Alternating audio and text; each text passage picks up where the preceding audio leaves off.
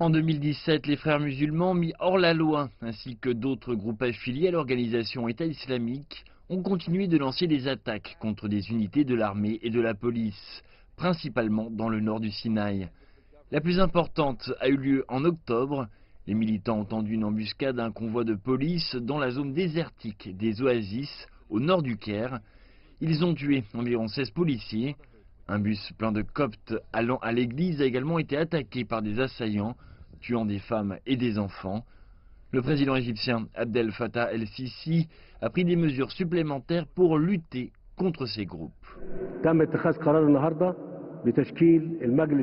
Une décision a été prise aujourd'hui de créer un conseil supérieur de lutte contre le terrorisme et l'extrémisme en Égypte, qui, selon la loi, aura tous les pouvoirs pour adopter toutes les mesures de lutte contre le terrorisme sous toutes ses formes.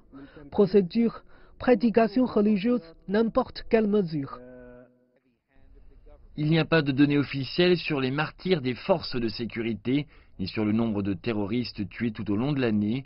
Cependant, le nombre d'attaques globales a visiblement diminué en 2017 par rapport aux années précédentes.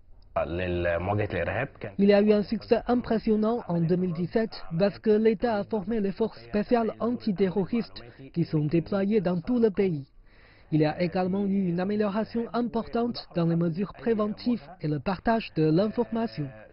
De nombreuses opérations ont été découvertes avant qu'elles ne se produisent, avec leurs éléments tués et des dizaines d'armes confisquées.